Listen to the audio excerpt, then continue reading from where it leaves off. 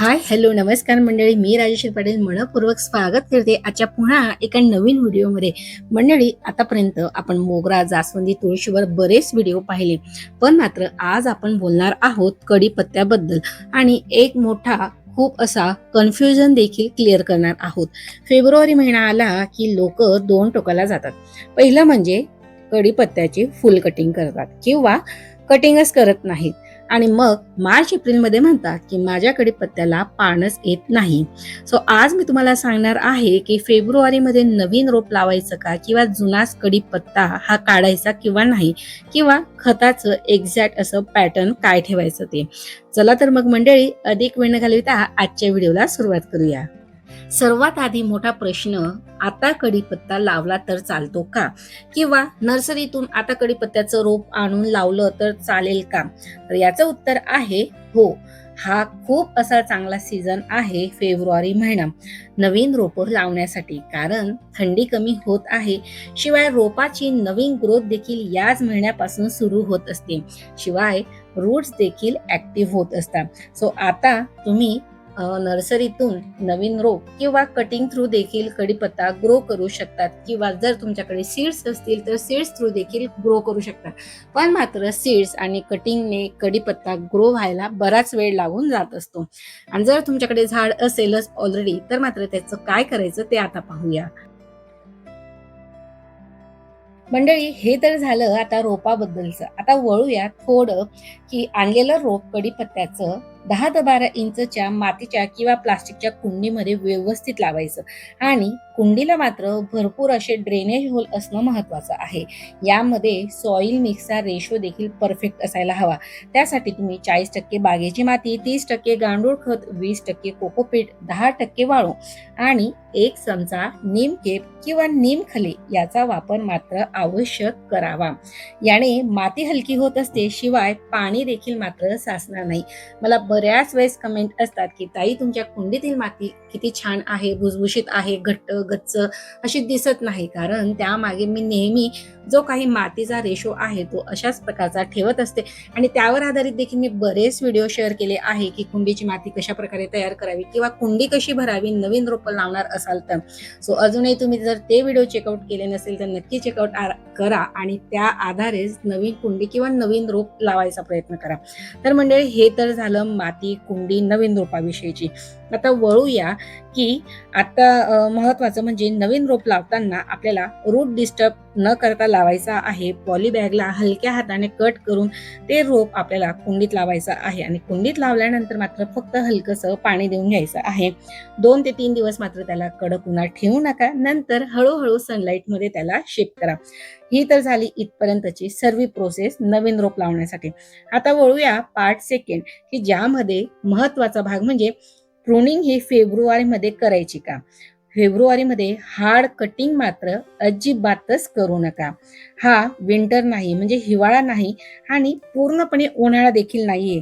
हा transition period आहे.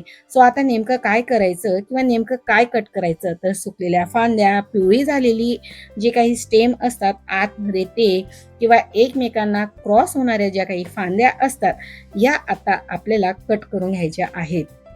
मी ज्यावेळेस लास्ट टाइमला कढीपत्त्यावर एक व्हिडिओ शेअर केलेला होता, जवळपास महिना झाला असेल किंवा 1.5 महिना, त्यावेळेस मात्र या कढीपत्त्याची कटिंग केलेली होती आणि त्याची जी न्यू ग्रोथ आहे ती तुम्हाला मात्र या ठिकाणी दिसत आहे. वरची कटिंग करताना मात्र खालच्या कटिंगकडे थोडं दुर्लक्ष होऊन जात असतं, त्यामुळे खालची जी पानं आहेत ती पूर्ण अशी तुम्हाला लोंबलेली दिसतील. सो तुमच्या देखील कढीपत्त्याच्या झाडावर खालून कटिंग करायला सुरुवात करा, जेणेकरून झाड हे खालून बुशी व्हायला मदत होईल. वरची टोकं म्हणजे 1 ते 2 इंच आपण तो हलकासा पिंच करायचा आहे.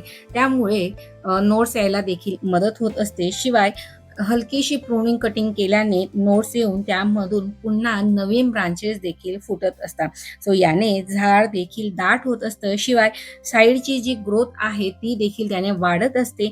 एकूणच काय तर 25 ते 30% पेक्षा जास्त कटिंग मात्र आता झाडाला करू नका. आता यानंतरचा पार्ट नंबर 3, सर्वात महत्वाचा म्हणजे आता झाडाला कुठलं फर्टिलायझर द्यायचं. मंडळी, फेब्रुवारीचे आपल्याला कढीपत्त्याला बूस्ट द्यायचा आहे. झाडाला जळायचं किंवा झाडाची रूट्स आपल्याला जाळायची नाही आहे. त्यामुळे अगदी हलकीशी फिडिंग जी आहे ती झाडाला देऊन घ्यायची आहे. यासाठी 15 दिवसाचा आपण पॅटर्न फॉलो करूया. या ठिकाणी मी आता सर्वात पहिले जी काही माती आहे कुंडीतील ती अशा प्रकारे मोकळी करून घेत आहे. ही तर आपली एक कॉमन स्टेप आहे. प्रत्येक व्हिडिओमध्ये मी तुम्हाला सांगत असते. बरेच लोक सगळेच व्हिडिओ पाहता असं नाही, त्यामुळे मला ह्या स्टेप ज्या आहेत त्या रिपीट कराव्या लागत असतात आणि सारख्या स्टेप रिपीट केल्या तर तुम्ही ज्यावेळेस तुमच्या झाडांवर कामं करता त्यावेळेस तुम्हाला ते बरोबर नोटिफाय होत असतं. सो मंडळी, नेहमी खत देताना अशा प्रकारे कुंडीतील माती मात्र मोकळी करायला विसरू नका. सो आता या ठिकाणी मी 2 मूठ गांडूळ खत, 1 चमचा नीम केक, 1 चमचा लाकडाची राख असा कॉम्बो मिक्स करून मातीमध्ये देऊन घेणार आहे. मंडळी, या ठिकाणी 8 ते 10 इंच कुंडीसाठी मी फक्त 1 मूठ गांडूळ खताचा वापर करणार आहे. गांडूळ खत म्हणजेच झाडासाठी कम्प्लीट असं मल्टीव्हिटॅमिन आहे. कढीपत्त्याला दाट डार्क ग्रीन हिरवी पानं जर तुम्हाला हवी असतील तर मात्र हे जरुरीच आहे. यानंतर राख म्हणजे नॅचरल असं पोटॅशियम बूस्ट, पण याचं प्रमाण जास्त नाही. 1 चमचा प्रोरेसा आहे. मातीतील काही कीड असो कीटक असो पेस्ट कमी करायला राख ही मदत करत असते. आणि सर्वात शेवटचं म्हणजे नीम केक, जे की प्रोटेक्शन प्लस न्यूट्रिशन असा कॉम्बो आहे. यामध्ये हलकंसं नायट्रोजन सोर्स देखील आहे, जो की झाडाच्या मुळांभोवती कीटक कमी करत असतो. म्हणजे खत पण आणि सुरक्षा पण दोन्ही गोष्टी हा नीम केक देत असतो. सो मंडळी, गांडूळ खत देतं ताकद, राख देते चमक आणि नीम केक देतो संरक्षण. हे तिन्ही कॉम्बो जर झाडाला मिळाला ना तर मात्र आपला कढीपत्ता हा राजाच बनणार आहे. तर मंडळी, असा हा कॉम्बो मिक्स आपल्याला मातीमध्ये देऊन घ्यायचा आहे. माती कुंडीतील हलकी सैल करून त्यानंतर मातीमध्ये हा कॉम्बो व्यवस्थित मिक्स करून घ्यायचा आहे. त्यानंतर झाडाला हलकंसं पाणी देऊन घ्यायचं आहे. आज हा कॉम्बो दिल्यानंतर मात्र 1 आठवडा झाडाकडे आपल्याला काहीही पाणी व्यतिरिक्त काहीही द्यायचं नाही. नवीन कोंब जर तुम्हाला फुटलेले दिसतील तर मात्र त्या कोंबला देखील पिंच अजिबात करू नका. यानंतर मंडळी, वीक 3 म्हणजे हा पहिला आठवडा झाला, त्यानंतरचा सेकंड वीक मध्ये आपल्याला पाण्याव्यतिरिक्त झाडाला काहीच द्यायचं नाही. यानंतर वीक 3 जे की 3रा आठवडा, त्यामध्ये आपल्याला हलकीशी लिक्विड अशी फिडिंग करायची आहे. यामध्ये तुम्ही एखादी कंपोस्टी किंवा जीवामृत देखील वापरू शकता. कंपोस्टी म्हणजेच काय तर एखादं कंपोस्ट तुम्ही 24 ते 48 तासासाठी भिजत ठेवायचं आणि तेच लिक्विड म्हणजे गाळून तुम्ही झाडाला देऊ शकता किंवा ॲज इट इज देखील देऊ शकता. किंवा जर तुमच्याकडे ताक असेल तर ताकाचा देखील लिक्विड फीड म्हणून तुम्ही या ठिकाणी वापर करू शकता. सो मंडळी, हा लिक्विड फीड 3 आठवड्यानंतर द्यायला मात्र अजिबात विसरू नका आणि हा फीड देताना नेमका संध्याकाळीच द्या. दररोज मात्र कढीपत्त्याला 4 ते 6 तासाचं डायरेक्ट ऊन हे गरजेचंच आहे. सावलीत ठेवल्यास पानं ही लांबट होतात आणि पानं देखील कमी येत असतात. माती देखील ज्या वेळेस तुम्हाला कुंडीतील कोरडी दिसली त्याच वेळेस तुम्हाला कढीपत्त्याला पाणी देऊन घ्यायचं आहे. रोजचं झाडाला पाणी देणं हीच तर मात्र आपली सर्वात मोठी चूक असते.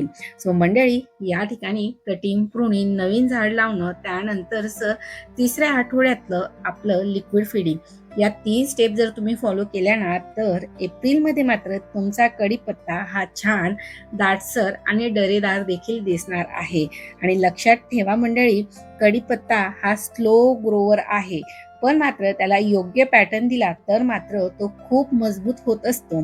सो तुमचा कढीपत्ता किती वर्षाचा आहे ते देखील मात्र मला कमेंट सेक्शन मध्ये लिहायला विसरू नका. सो मंडळी, नवीन अशी जी ग्रोथ आहे ती कढीपत्त्यावर माझी या ठिकाणी सुरू झालेली आहे, कारण की लास्ट मंथला देखील मी याच्यावर एक काम करून घेतलेलं होतं. सो दर महिन्याला आपल्याला 1.5 ते 2 महिन्यांच्या अंतराने यांच्यावर जर वेळोवेळी कामं करत गेली तर झाडं देखील आपल्याला त्याच प्रकारे रिस्पॉन्स करत असतात. सो मंडळी, या ठिकाणी पाहू शकतात अगदी हिरवीगार फ्रेश अशी पानं आणि कढीपत्ता माझा देखील हा तयार झालेला आहे. तुमचा कढीपत्ता जर असाच हिरवागार फ्रेश तुम्हाला हवा असेल तर मात्र ह्या सर्व स्टेप फॉलो करायला अजिबात विसरू नका.